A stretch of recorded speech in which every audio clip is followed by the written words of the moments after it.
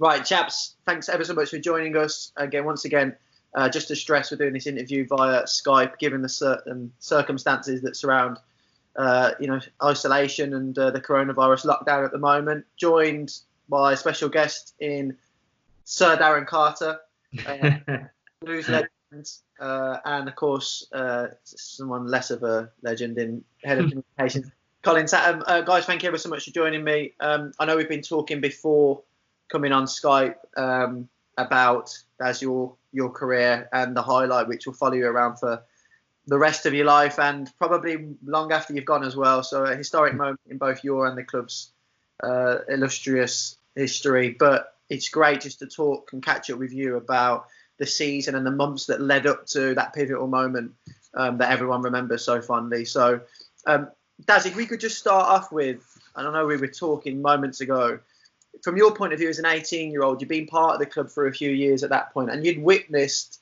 the near misses of playoff heartbreak in the years leading up to Cardiff. Just talk us through the sort of mood at the club in the years leading up to the 01-02 season, and just the determination that was going to be the year that Blues are eventually going to cross the line.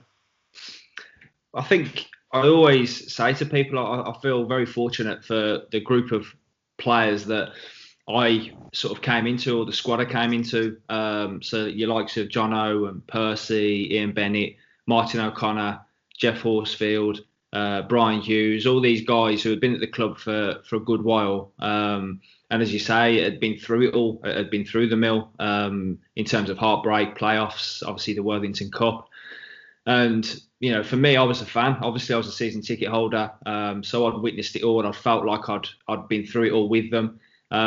So then to be sort of incorporated into the group, I think I felt more a sense of, right, I've got to help these guys out. That they deserve to get over the hump, if you like, get over that last hurdle. And I just felt like I just wanted to fit in and show them that, I was as passionate and determined to get the job done as they were. And yeah, I mean, over the last few days, I've watched, as painful as it is, I've watched all the way back to the Charlton game where the famous Sasha Ilic kept us out umpteen times to deny us getting into the playoffs, and then Watford after that with Chris Holland, Barnsley the following season after that, and then obviously the double heartache of Liverpool in the Worthington Cup and Preston. So I think it was just it was a build-up of huge emotion, and then to get to that season, then thinking, right, we've got to go again, pick ourselves up, dust ourselves down. And again, go back to, that squad of players, a credit to them because they were as determined a bunch as I've ever played with. Perhaps we spoke to Grange last week and we were just discussing how obviously TF was so close with, on a few occasions, to getting us over the line and into the Premier League. But did you sense that when Steve Bruce came in, that there was a sea change and there was a real mentality that he was going to be the man to build on the foundations that Trevor had laid? I think, to be honest, though, nobody perhaps really expected us to go all the way to get to the playoffs again and let alone win it. I think Steve Bruce had come in and he'd made quite a few changes, brought players in probably to freshen it up a little bit. Steve Vickers, Damien Johnson, Jeff Kenner, and Stern John and Olivia Tebley as well. And all of a sudden it sort of clicked, and I think, as Dan will probably say, that the team went on a bit of a roll. They gathered momentum, and almost unexpectedly, I don't think we were favourites for the playoffs that year, but ended up winning them. Yeah, so often the team that have the momentum going into the final furlong are the ones that go all the way. But that's take us back to the January of that season then. So you'd have been part of the squad and part of the group for that campaign, but really got your breakthrough at the turn of the year. So take us back to that time and when you realised you were going to start playing more of a prominent role in the first team. Well, I think sort of the start of the season, Trevor had me in a few squads, and I'd played or been involved in a couple of pre-season games.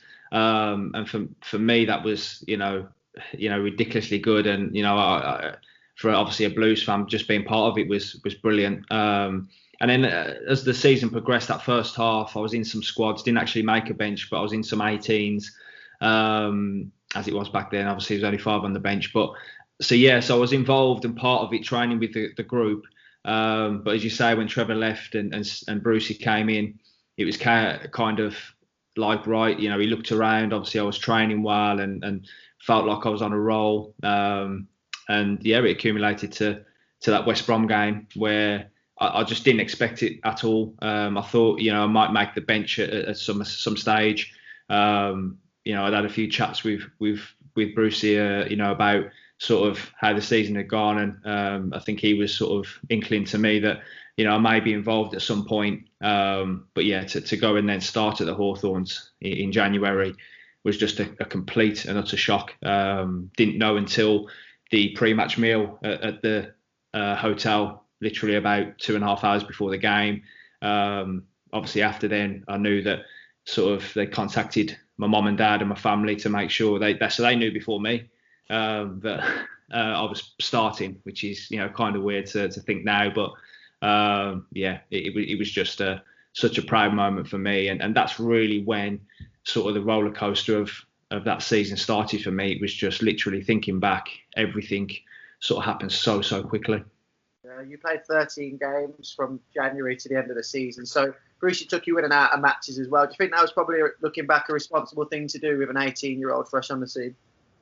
Yeah, I think now, obviously, looking back, it was the sensible thing to do at the time. Obviously, I was chomping at the bit. I just wanted to play every game, and the odd game where he did sort of rest me or keep me out of it. Obviously, I was hugely frustrated and just desperate to keep playing. But obviously hindsight, I understand what he was doing, and yeah, like I say, it was just great for me to be sort of part of it. Playing my part, and obviously, as Tat said, we went on an unbelievable run, very unexpected, and to then sort of we left it a little bit late to get into the playoffs, but as you say, momentum was everything. Tats, do you remember, obviously every single club up and down the country but now love to bring through one of their own, let alone a lifelong fan? Do you remember when Carts obviously landed on the scene and all the hype that surrounded it? I think first proper memory, Darren, was it Manchester United in the FA Youth Cup? Yes, yeah. I think he scored a really lovely goal, sort of arriving late, nice finish. And I think that's when people started to realise, they might have someone on our hands here. But at that time, I think I said to you before, Dale, there was a lot of well-oiled, so to speak, seasoned pros, a lot of good players in that first team group. You forget that Graham Hydes was still there, the Curtis Woodhouses were still there as well. So it wasn't so much that we've got all these young players coming through. And after the academy had to recover, after it was sort of scrapped as well. And I think Darren was at the forefront of that. He was the first one to come through. But it wasn't a case of, we've got a Jude Bellingham, wonder kid coming through. No disrespect to you, Darren, but Darren got through the force of his, ability and his personality more than anything.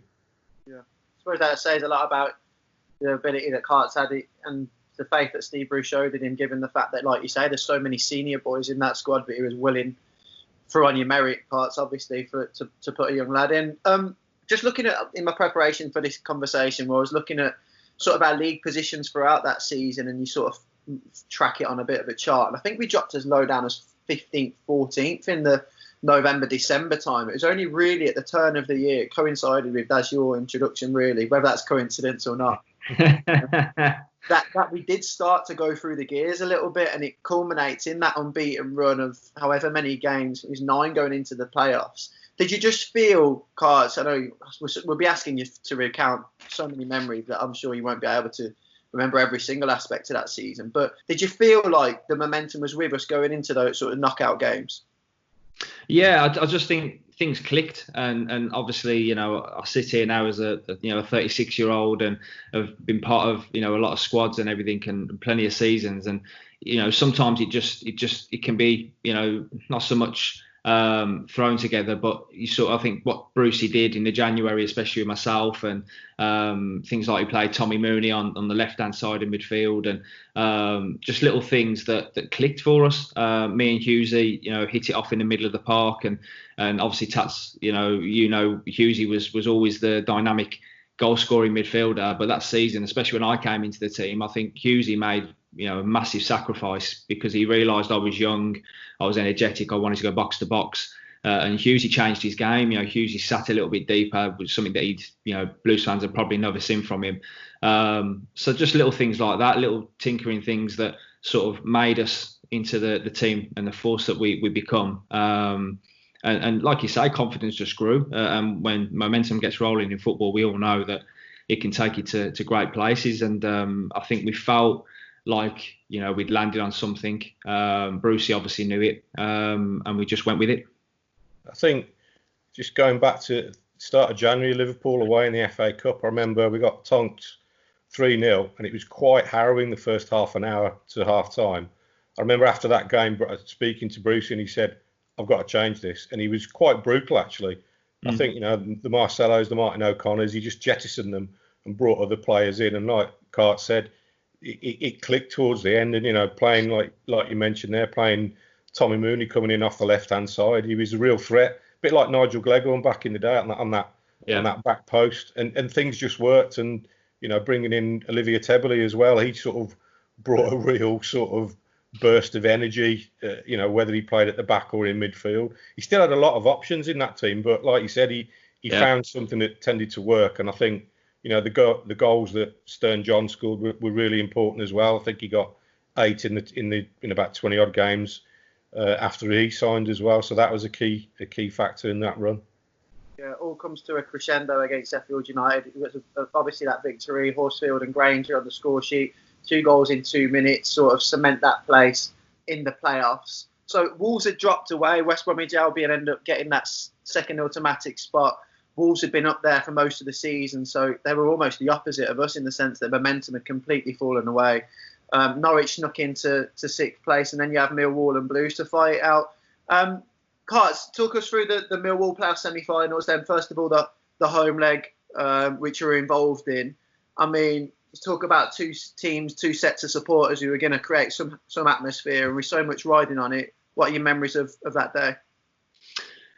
Again, it was sort of harum scarum to start with. Well, pretty much the whole game was from my memory that it was nip and tuck. Obviously, they had the likes of Tim Cahill and Dion Dublin, and we knew they were a real threat. And being at home in the first game, I think obviously that added pressure for us to get a result.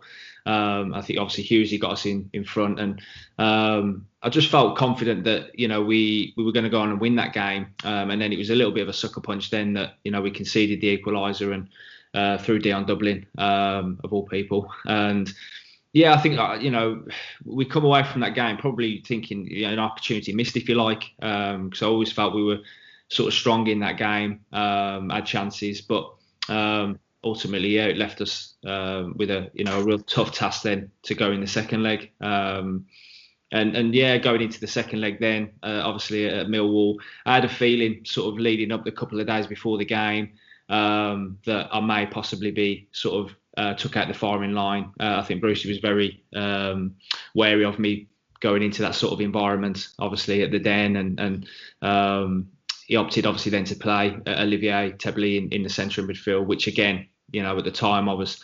gutted about, but in hindsight probably was the right decision.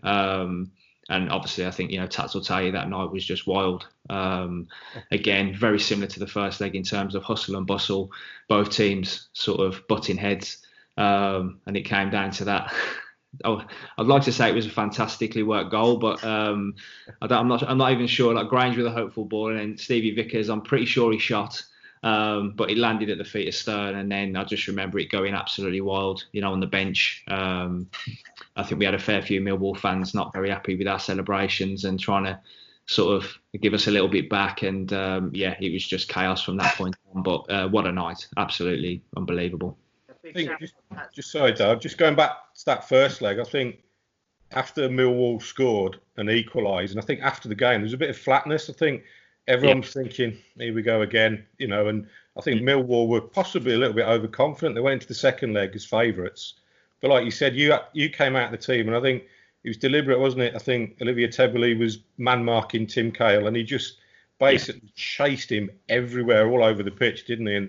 And that sort of came off. Although it wasn't great for you, Daz, it was something that came off on the night. Yeah, I think tactically, yeah, you're right. Tats obviously, Tim Cahill, we all know over his career how good he was and how effective he was from scoring goals. But if you give Tebbs a job to do, he was going to do it and he was going to stick to his guns. And it was never going to be pretty, but he was effective. So, yeah, I think it was definitely the right call. Yeah, I think there was there's a couple of big moments in that game as well, wasn't there? I think Dublin missed a real big chance, and then Stern went through. That's and right. He put one over the bar, didn't he? And everyone thought, Yeah. But again, to score when he did in right at the death, it was just unbelievable, wasn't it? I think he was fitting as well. Tats, obviously, we talked about sort of the previous seasons, and it was never going to be an easy 2-3-0 win for us, was it? It was always going to be dramatic, and you don't get any more dramatic than sort of a last-minute winner in that kind of environment, anyway. Yeah, big shout out to Dean Dublin, who missed that high ball into the box towards him because I think he stretched the right boot out and didn't make any contact. And like you say, the rest is history. So Blues go into the Millennium. Norwich City are a side that we'd already beaten twice that season. So you look back across the campaign and you'd already gotten the better of them both home and away. But they were a side who just turned Wolves over. And they, I suppose, like Blues, 5th and 6th playoff finishes feel like they've got the momentum as well. Do you remember fancying your chances against Norwich or any pre-match chat that was had about Norwich that season? I think it was pretty sort of balanced, if I'm honest. We definitely weren't overconfident or confident that we were favourites, if you like. I think going into the game it was going to be 50-50. As you say, they were on a good run themselves. And again, it was fueled for us more from the playoff disappointments in the recent years. So I don't think anyone took anything for granted. And as Tats has said, we had lads in that squad who've got the big game experience from the previous years. Your Hugheses, your Jonos, your Percys, Benno, all these guys had been there and done it, and in big games, especially the year before, been at that stadium, been at Cardiff, obviously for the Worthington Cup.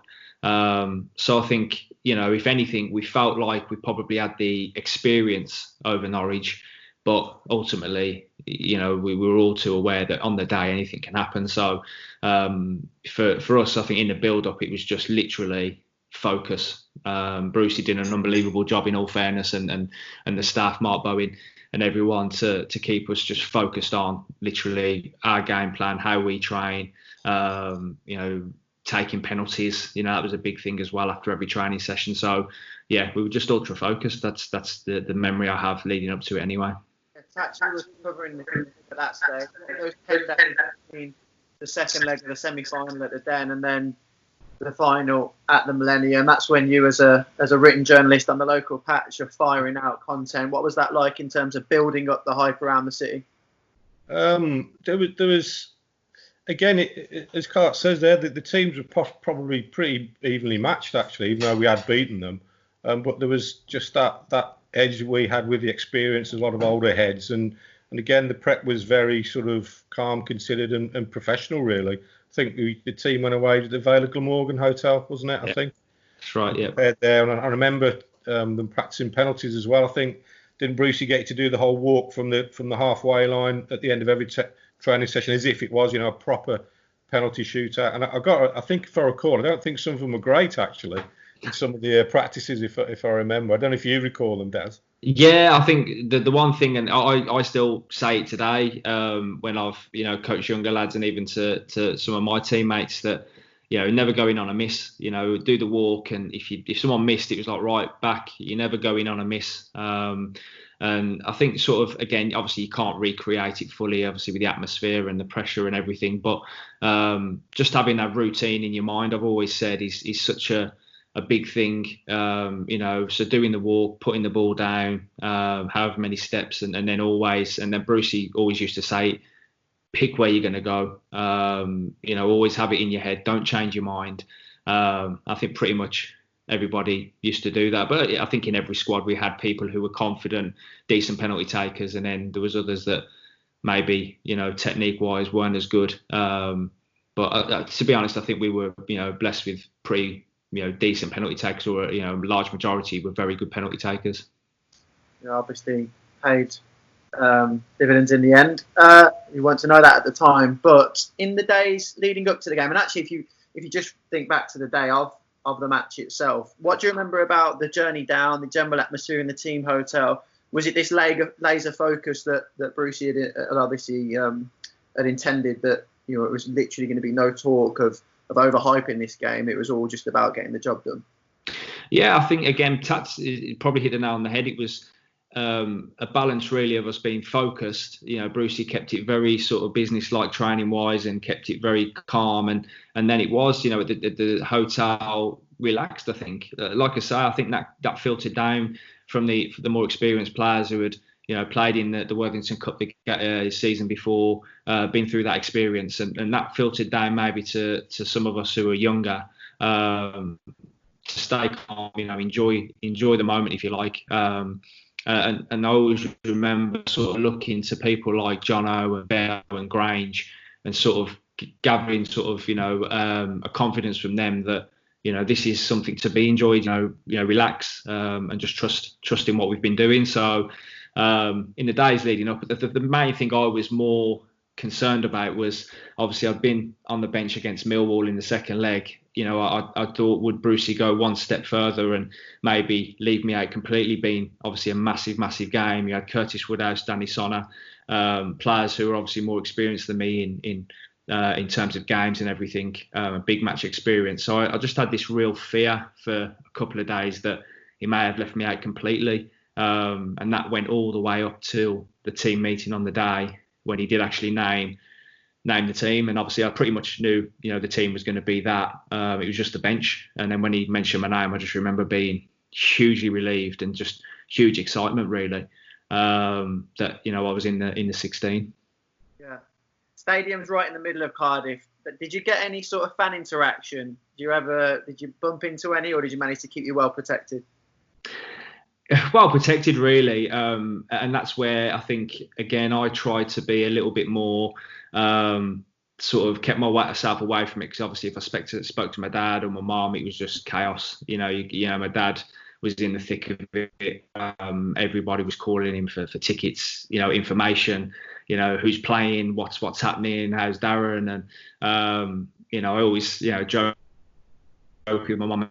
It was a crazy time for me, but for them it was incredibly manic. So yeah, I just tried to keep it, sort of speak to my dad more than anything, more than friends and family, just to try and keep my nerves really as well, because I think if I spoke to everybody I'd have just got overwhelmed with it all. So yeah, we sort of kept away, and obviously as Tat said, we was at the hotel a good few days before. I roomed with AJ, Andrew Johnson, and we just kept it as relaxed as we possibly could. So yeah, we were well sheltered, that's for sure. Tats, from your point of view, what are your memories of the day of the game itself? And so, would you have stayed in Cardiff the night before as well? Yeah, not. I think it was with the team actually in the same hotel. Back in the day, you could do that. It was a lot more, not relaxed, but there was a big element of trust there. And obviously, as the local reporter, was sort of in and involved in and around the team. So, like I said, I was probably a little bit away from all the excitement and the anticipation of the supporters, because when you're with the team, you've got a job to do, and you're focused on that as the team, and you sort of buy into that as well. But once getting to around the stadium, you could see it seemed like I got the sense it was a day out for Norwich fans, and I'm not meaning that in a patronising way. It seemed more of a day out, but the Blues fans were there in numbers, and they were just like, this is it. We're gonna go up after 3 years of absolute heartache, and then the Worthington Cup final. I just felt that there seemed to be a different feel to both sets of supporters. Yeah. Another thing that sort of stuck out with me, I think they shut the roof, didn't they? There was no need to. They shut the roof, which made the atmosphere. It was a real pressure cooker. It was unbelievable. It was a hot day anyway. And then I remember, I think Atomic Kitten did a pre-match show, and they let off fireworks and everything. It's like, I don't know, putting your curry in a microwave and setting it off with the foil around it. It was bonkers. The whole atmosphere about it. It was a real cauldron, and you just thought, this hopefully is going to be not just some sort, a really good game, but this is going to be one heck of an occasion, which obviously it turned out to be. Yeah, you talk about that. You and Roberts have since said the groundsman at the Millennium, still to this day, is adamant that that's the best football atmosphere that he's experienced at the stadium. And the roof being on, obviously, played a big part of that. And also listening to a lot of post-match comments, I think it reflects, when you look back now, the two teams were potentially at different stages in their development. Norwich went to get promoted 2 years later and probably felt the playoff heartbreak that we'd had in the years leading up to it as well, that they could use that to then springboard forward in the future, but it just seemed to be our year and that season. So you get obviously realised as that you're named on the bench. Come the day of the game, walking out, seeing that sea of absolute blue to the one side of the Millennium Stadium, what sort of spine-tingling emotions are you going through at that stage? And I suppose the nerves taken off it a bit because you're not starting the game as well. Yeah, I think there was sort of a little bit. I could relax a little bit in terms of that.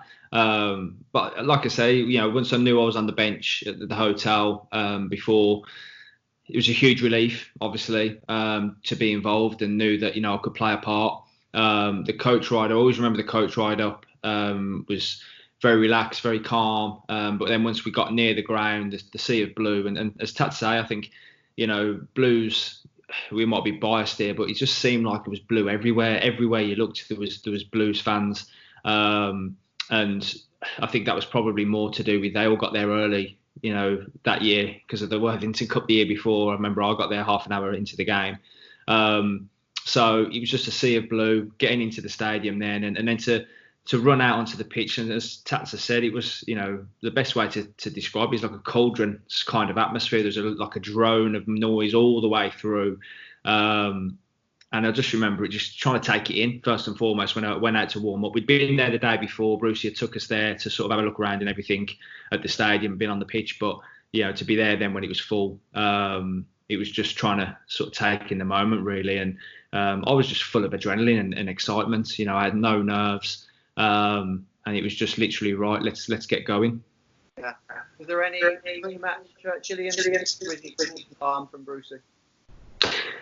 Cool and calm. I don't think Brucey always for me in all his sort of team talks. And again, you just had to you knew exactly what the guy had done in his career. The huge occasions and big games that he'd played in through his career.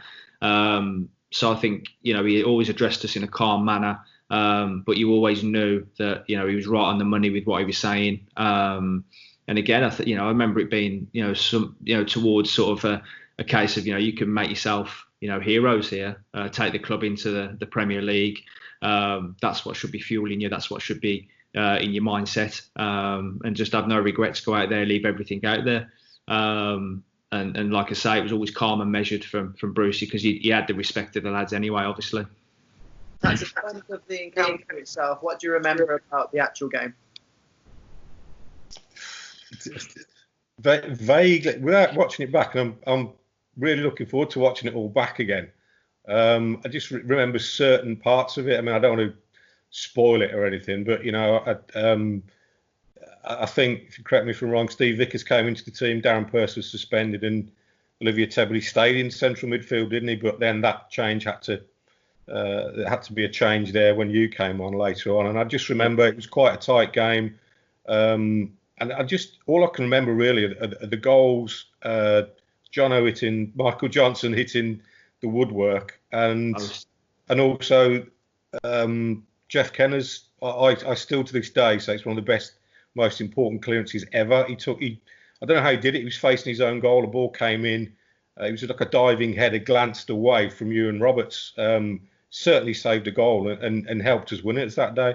But I'll be fascinated to watch it back in full to remember the little bits and the nuances, because when you're wrapped up in it, you just remember certain bits. And I suppose it is a little bit a long time ago now as well, and we're all getting a little bit older. Yeah. Supporters are like that as well. Obviously we've seen Hearts' penalty, and we've seen the Jeff Horsfield goal and Ewan Roberts goals in extra time and all the build-up, but I don't think anyone's actually watched it all the way through that often and remember the nuances and the little bits of quirks that surround the game. But Carts, from your point of view, you're watching on the bench for just over an hour. Do you have any memories of watching on and how you were feeling during the game? I just remember wanting to warm up all the time, literally, because just running down. Obviously, I remember the linesman was towards the Blues fans, so we obviously could warm up to the left and down, with the Blues fans, and warm up just behind, sort of on the side of the goal. And yeah, just the atmosphere, like Tat said, it was just a constant drone, and I had so much adrenaline, I just didn't want to sit there and watch. I felt like I need to be up moving, so I probably warmed up more than I ever have done being a sub. And yeah, just like Tat said, again, sort of remembering different things in the game, and there wasn't a massive amount of chances, that's for sure. I remember Stern having a very good chance. I know Hughesy had maybe a couple of efforts, but apart from that, I think it was very, very cagey. But not in the sense of it being a boring game, if that makes sense. It was kind of like everyone was on edge for pretty much the whole game. But yeah, like I say, I was just, buzzing, trying to take in the atmosphere, really. Brucey brings Stan Lazaridis on 69 minutes, and then I presume as soon as he's on the pitch, he gives you the nod. Do you remember him telling you any last-minute instructions and knowing you were coming on? Well, again, obviously, as Tat said, Steve Vickers was struggling. I don't know if it was cramp or he had a slight injury. And first of all, I thought to myself, well, it's Vicks, obviously, he's a centre half. Not even thinking about Tebbs moving back to centre half, and then straight away, Brucey sort of looked at me, said, "You ready?" I was like, "Yep, right, let's go." And then literally stripped down, and again, it was just calm. I think from Brucey, and Mark Bowen sort of put his arm around me and just said, "Go out, do what you've been doing." And yeah, as you say, Tebbs moved back to centre half. I went in there alongside Hughesy, which I'd obviously played all that, the second half of the season, and just fitted in. Yeah, you get the best part of the last 20 minutes of the game. Still the deadlock yet to be broken, and you head into extra time. I mean, at that point, do you have to just start again? You've got 30 minutes to decide your season. Do you remember that chat at the end of the 90 minutes going into extra time, or is that a bit of a blur?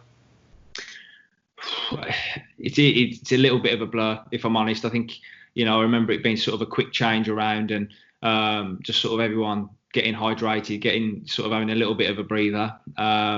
And then it was kind of like, right, let's get back into it.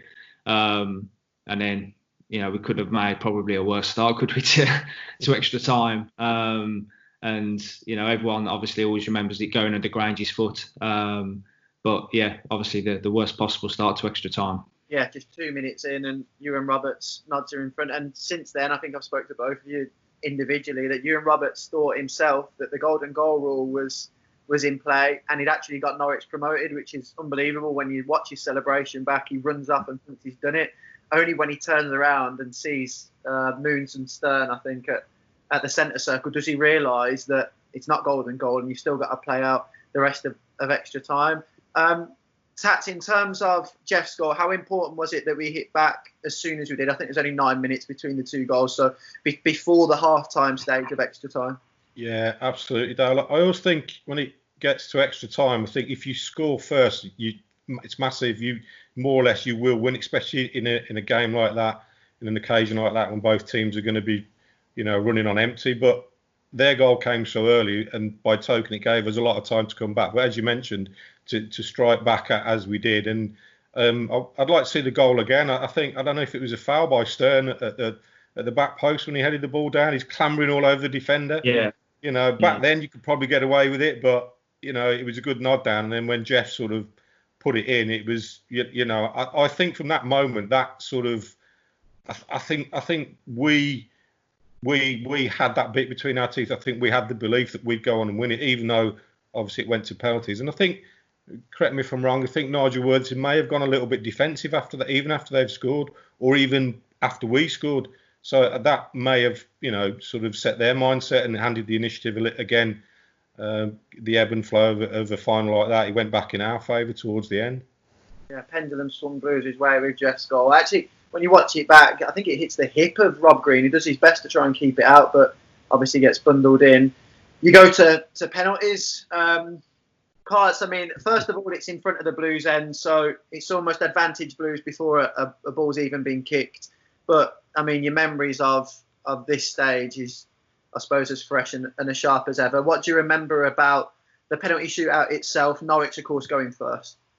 Well, I think sort of when Jeff equalised in extra time, I just had this overwhelming feeling that we were going to win, and I just had this. And I remember saying at the half time of extra time, remember I'm obviously a young 18-year-old lad amongst these experienced guys, and I was just saying to them, lads, we're going to win this. We're going to win this. I just had this ridiculous amount of confidence, and then when it went to penalties, I still thought we've won this. We're going to win it.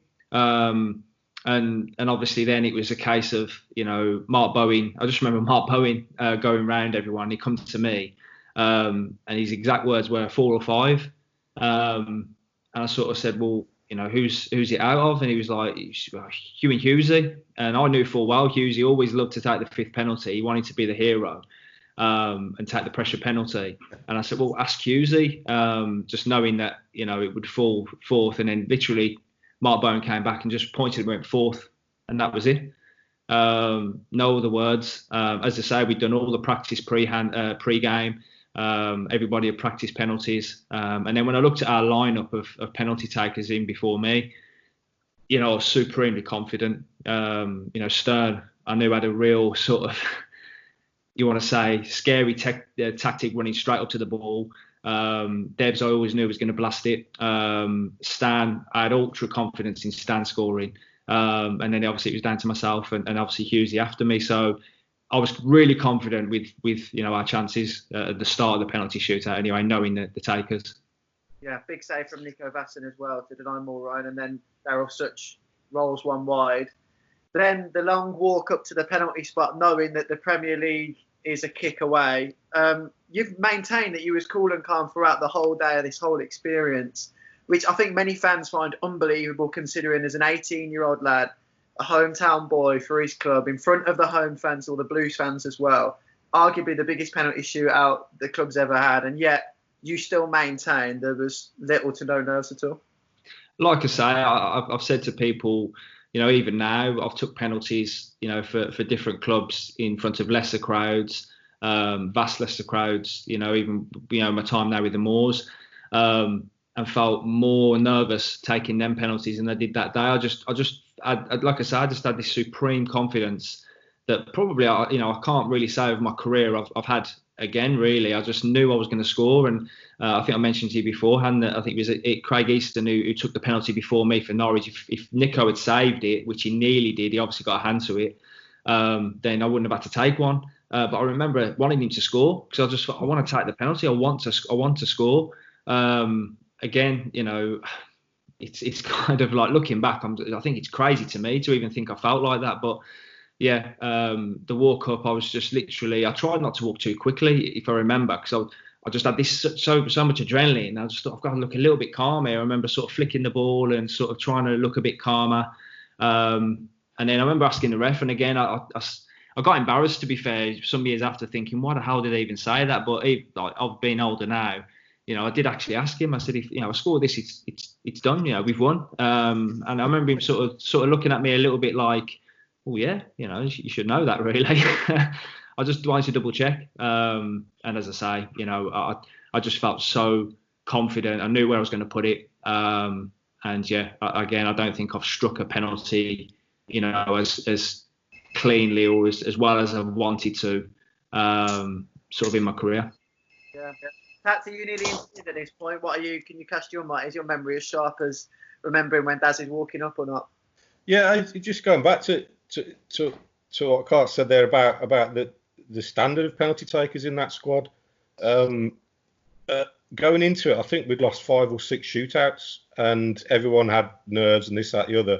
Strangely, I felt strangely calm. I don't know why. I just had that feeling. And like you said, Devs with the first one, he always goes hard low, smashes it bottom left. Stern, I was the one as well worried about, possibly a little bit Caribbean casual, but he's got a good connection. Stan Lazaridis never missed a penalty for us in a shootout. He was superb. And obviously we knew about Hughesy. But when it got to you, Darren, I must admit I wasn't sure because, hold on, he's 18. What's he doing? This is a fourth penalty. I think everyone was like that because they didn't know you. But obviously you'd made your mind up. And what was it a case of? Was it power, direction, or look at the keeper, or you just thought, I'm going to go that way and trust what I normally do? Well, again, I practiced it that many times, times tats over obviously and I hadn't missed as well. I hadn't missed in training. We'd done it probably 7 or 8 times leading up after training sessions, and even obviously I've probably pretty much gone the same way as well. So if you think when we were doing it in training, Benno and Nico, obviously we've got a gauge where most of us were going. So that probably helped a little bit, because you knew if I was going that side, against Benno and Nico, knowing that they knew that I was pretty much going that side, I'd have to hit it really well and hit it in the corner.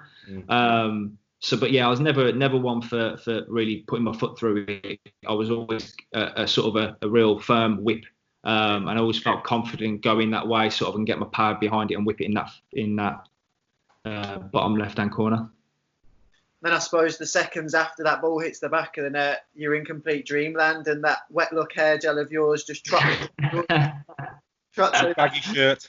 I was going to say, it's just, he always cracks me up, and people always jump to that one. The haircut and the shirt, that's the 2 things that people always mention when they look back. And the shirt, I just remember running off the shirt sort of flapping in the wind. As you mentioned, my hair flat to my head and gelled up to the nines. But yeah, it was just a real blur for probably a good 10 minutes after that. Obviously, the fans came on, and people I knew were on the pitch. A couple of lads I knew come up, jumped on me. It was just insane. And yeah, just literally then trying to find a sort of a moment just to realise what's just happened. But yeah, it was just pandemonium as soon as that ball hit the net. Yeah, I think Grange's shirt was off before he could even get into that corner, and jumps all over Jeff. And Jono's got I always say, Dowd, I'd love to see the time it took AJ to get from the halfway line to me, because it's, if you leave it when everyone watches it back, just watch how quickly. I mean, I know he was quick, wasn't he? But I'd love to have seen his time, because he was doing some world record pace to have got to me when he did. So yeah, like I say, it was chaos. Tats, from your point of view, covering it both as a fan and as in a professional capacity, still just an unbelievable milestone moment. The club back in the top tier and in the Premier League for the first time. Yeah, 16, 17 years. And I think I remember back then in the press box, you're a little bit more, you had to be a bit more reserved, professional. And I just remember shouting yes at the top of my voice and just banging the desk constantly. And I was getting funny looks. I just really didn't care, because it was, it so long we'd not played in the top flight, and what that goal meant. And you could sense it to all the fans that were there as well, that the emotions that just came bursting out of everyone. I've always wondered, Darren, did you actually understand the magnitude of that? Because you were probably, I don't know, 2 when Blues were last in what was the Premier League. Well, again, obviously, my dad and my family, my uncles are all Blues season ticket holders and have been, all their lives. And so I got a gist of times gone by. And obviously I'd been a fan and been part of that sort of disappointing and, really gut-wrenching 3 or 4 years previous. So again, it was a real emotion and relief from me. But I just remember, like you say, just seeing the reaction of some of the fans, just the emotion pouring out of them. And, I always remember trying to look for my dad. Literally the side I ran off to when I scored. I remember my dad and, my partner and my mum and my sister were right there. And I remember just trying to look for him. Literally, I just wanted to see my dad's reaction. That was the biggest thing. And so, yeah, it was just an outpouring of emotion. And it's only, like I say, as the years go on, you reminisce and you get more perspective on it. And I think as the years go on, I get more and more sort of emotional, if you like, every time I watch it, because you just, get a sense and really appreciate the moment. In the hours after, Carter, you were only an 18-year-old, but what were those celebrations like? What do you remember about both that evening and the days after? Well, I remember being the first thing I wanted to do, and again, I'm so glad that I did. I literally straight in the dressing room. Obviously, the champagne started to go a little bit, but I got my phone. I just wanted to speak to my dad. I literally just wanted to ring my dad. And I remember going off into the shower, trying to get a signal. There wasn't a great signal. I was trying to phone my dad. And I remember I see a picture that was, tweeted out recently. The first picture of the lad sort of in the dressing room. If you notice, I'm not on it. I'm in the shower area trying to speak to my dad. And then on the video, I think in the dressing room, you see me all of a sudden come into picture. I just, but yeah, literally, I just wanted to speak to my dad. And then after that, like I say, it was just celebrations and just pretty much phone calls galore, trying to speak to as many people as I could, and then back to the hotel where obviously we had a massive party planned, and families and everyone come back to celebrate. So yeah, it was crazy. I was going to say, what was that moment like when you was reunited with your dad afterwards? Do you remember seeing him for the first time after you'd scored the goal? Yes. Well, I don't think, like I said, I don't think he came home till probably early hours, or the next morning. I was the same. And yeah, again, it was just, we were just drained. It was just literally just an emotional roller coaster. I think my dad hadn't had so many beers bought for him in his life, and it was just a case of huge relief. So happy, and yeah, it was just trying to sort of take the moment in, really, and just realise what's just happened. Yeah. I want to talk to you a little bit about the time since, because obviously losing to the Premier League and your career goes in a different route. But since that day, still, no matter what, you're always going to be known for the rest of your life as the 18-year-old hometown boy who put Blues back in the Premier League. Still now, people stopping you and chatting to you. I mean, you only have to come St Andrews, as you do quite regularly, and I see people talking to you all the time. But what's that experience like in the years that have since transpired? Again, like I say, the older I've got, the more you appreciate it. And when people, the biggest thing for me that I've really, really enjoyed over the years is just hearing people's different how the day they had, how they celebrated, how what they were feeling. I put out on Twitter, last week or the week before, that the two guys just before I take my penalty, that literally you can see the strain and emotion on them, and the one's ducking his head. I think he's thinking, "Oh my God, probably like Tats was. What's Cart's doing, taking the pen?" And it's just literally, hearing people's different stories, where, some people who couldn't make the game, they were abroad or somewhere else in the world, where they were watching, how they celebrated.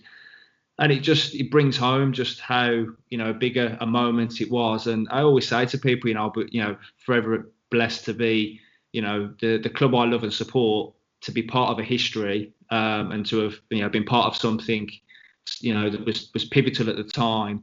You can't ask for more. You cannot ask for more. And people ask me, what was it like? I'm just, especially Blues fans, I say, well, put yourself in my scenario. You're a Blues fan. You got a chance to do, what I did. How would you feel? It's probably the best way I can probably put it. Yeah, absolute dream stuff, and etched into the history of the football club. And Tats, from your point of view, what was that sort of experience like? Blues finally getting there, and I know you'd have had a lot of work to do in the sort of days after the game, reflecting on the promotion, but to see one of your own promoted from the academy put that penalty in the bottom corner to get you back to the Premier League. I mean, just from a Blues fan point of view, it's still now talking about it with you both. Just it still gives me a bit of goosebumps. So what was it like being there for you? Yeah, it was incredible. Again, it took a while for it all to sink in. Really, it's pretty surreal, I think. And I remember turning up at the house. Remember, Darren, you had everyone around the house, and like the TV, us at the Birmingham Mail were there, and everything. Became an instant celebrity overnight. And I think it was then had to be a quick turnaround, wasn't it? I think it was only 6 weeks to the and the transfer window had been introduced that summer, so it was a real quick turnaround to the start of the Premier League season. But those times of the excitement, you can just see the footage of games that first couple of seasons in the Premier League was unbelievable. The atmosphere, and you can see how much it meant to everybody, and to know that like you said, a local lad, a Brummie boy, had produced that final kick that got us up into the Premier League after so long waiting. It was pretty incredible. It's fairy tale stuff, really, isn't it? I know it's a cliche, but that's what it was. Can I just say as well, Dale, that Tats, when he came round to my house, I remember, we had obviously a chat, and again, it was just trying to get it all to sink in, and he even got a picture of my mum kissing me on the cheek with me scarf around me. I remember my mum pleading with him, saying, "Oh, you're not going to use that picture, are you, Tats?" And that was the big, massive picture in the paper the next day. So my mum always says that to me. She went, "Tats said to me, you're not going to use that picture." So ditched you. Yeah. So it was a good picture, to be fair. Looking back anyway. It was. And I remember the opening day of the next season, your first involvement as a Premier League player was going up for a header with someone called Patrick Vieira, wasn't it? It was, and again, I sort of did a throwback last week, that game, and just seeing how young I was, literally young, skinny, baggy shirt as usual. And I just remember having sort of a bit of awe at first, and playing against these players, Henry and Petit and Perez and Bergkamp. It was just surreal, like you say, Tats, to go from that moment at Cardiff to then 7 weeks later into the season, and then playing Arsenal at Highbury on the first day. It was just a roller coaster. Unbelievable stuff. I've really enjoyed just reflecting on it all with both of you, really, and getting both of your perspectives. So, Daz, thanks ever so much for having this chat with us. It's still just an unbelievable moment in the history of the football club. So I really appreciate you reliving all those memories and stuff, and putting goosebumps certainly on the back of my neck. So I appreciate it. No, cheers, guys. Appreciate it. Cheers, Dad. Tats, thanks ever so much.